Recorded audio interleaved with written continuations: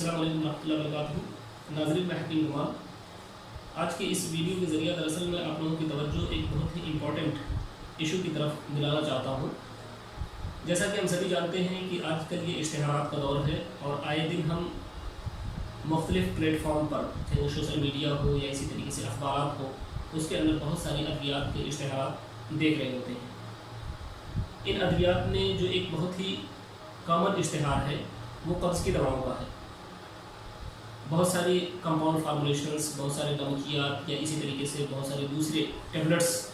के इस्तेमाल को कब्ज़ के अंदर बहुत ज़्यादा मुफीद बताया जाता है और लोग उन अद्वियात को धड़ल्ले से इस्तेमाल करना शुरू कर देते हैं। इसमें कोई शुबा नहीं है कि अद्वियात के इस्तेमाल करने की वजह से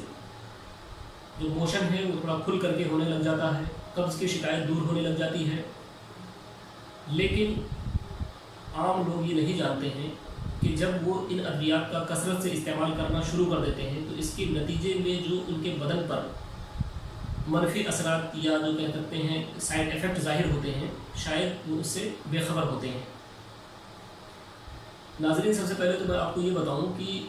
जो नॉर्मल ब्राज होता है या जो नॉर्मल पाखाना होता है वो बस्ता होता है, यानी वो सेमी सॉलिड फॉर्म में होता है। जैसे आम जुबान में कहते हैं कि टॉयलेट थोड़ा बंद करके होना चाहिए, ना बहुत ज़्यादा पतला होना चाहिए और ना ही बहुत ज़्यादा सख्त होना चाहिए। लेकिन जब इन अद्वियात का इस्तेमाल किया जाता है तो उसके नतीजे में टॉयलेट पतला आना शुरू हो जाता है और उसकी वजह ये होती है कि ये दवाएं आंतों के अंदर खराश पैदा करती हैं या इसी तरीके से जो आंतों की रुतूबत होती है उसको जज्ब करती है और जज्ब करने की वजह से और ख़राश पैदा करने की वजह से जो टॉयलेट होता है वो पतला होना शुरू हो जाता है। तो 1, 2 मरतबा, 3 मरतबा इस तरीके से मोशन दिन में आते हैं और इंसान का जो आंतें होती हैं वो बिल्कुल साफ़ हो जाती हैं और इंसान फ़र्क महसूस करने लग जाता है, बहुत खुश होता है। लेकिन जब इन दवाओं का रेगुलर इस्तेमाल करने लग जाता है तो उसके नतीजे में आंतों के अंदर खराश पैदा होने की सूरत में, चूँकि लगातार आंतों के अंदर खराश पैदा होने लग जाती हैं और लगातार ये जो रुतूबतें होती हैं आंतों की जज्ब होने लग जाती हैं, तो इसके नतीजे में जो आंतों के अंदर हज़म का अमल है या मैदे के अंदर जो हज़म का अमल है वो कमज़ोर पड़ने लग जाता है। क्योंकि आंतों के अज़लात, जो उसके मसल्स हैं, वो कमज़ोर होने लग जाते हैं, उसके अंदर जो नसें हैं वो कमज़ोर होने लग जाती हैं।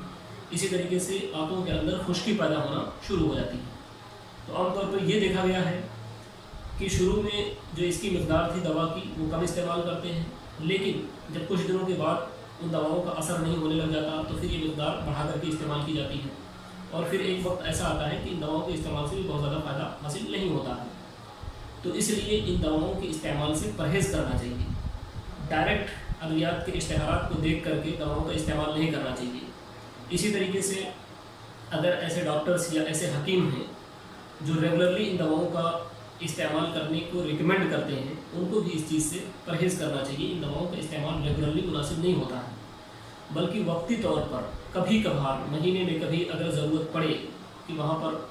आंतों का तनकिया करना मकसूद हो या यानी जो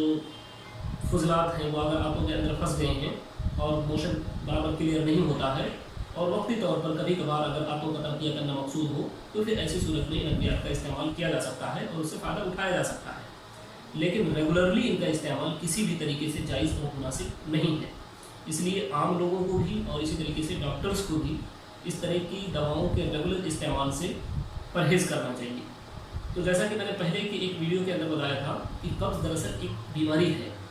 और इस बीमारी के बहुत सारे असबाब हो सकते हैं। तो जब आप इस बीमारी से छुटकारा पाने की अगर आप कोशिश करते हैं तो जाहिर सी बात है उनके असबाब को दूर करने की ज़रूरत पड़ेगी। जब तक असबाब का इलाज नहीं होगा आपकी बीमारी दूर नहीं हो सकती है। इसलिए ऐसी सूरत में ज़रूरी है कि अगर आपको कब्ज़ की शिकायत होती है तो आप किसी क्वालिफाइड हकीम के पास जाएँ, किसी डॉक्टर के पास जाएँ और वो डॉक्टर या क्वालिफाइड हकीम आपकी बीमारी के असबाब को देखते हुए, आपकी बीमारी के काजेज़ को समझते हुए वो नुस्खा प्रिस्क्राइब करता है, वो दवा देता है और उसके नतीजे में इस चीज़ से मुकम्मल तौर पर छुटकारा मिलती है। लेकिन अगर बाज़ारी तौर पर आप खुद ही इन दवाओं का इस्तेमाल करना शुरू कर देते हैं तो इससे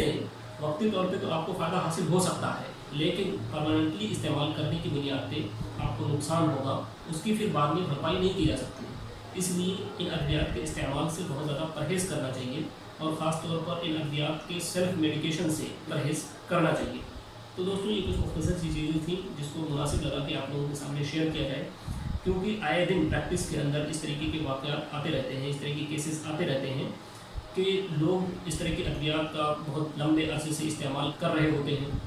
اور پھر بعد میں جو دوسری ادویات ہوتی ہیں کہ اگر صحیح طریقے سے قبض کو ٹریٹ کرنے کے لیے اپروچ کیا جاتا ہے تو اس میں کوئی خاطر خواہ فائدہ حاصل نہیں ہوتا ہے، یا اگر ہوتا بھی ہے تو اس میں کافی ٹائم لگ جاتا ہے اور پیشنٹ جو ہوتے ہیں بہت زیادہ پریشان ہو جاتے ہیں۔ تو اس لیے ضروری لگا، مناسب لگا کہ آپ کے سامنے اس چیزوں کو شیئر کیا جائے تاکہ لوگوں کو اس سے فائدہ حاصل ہو۔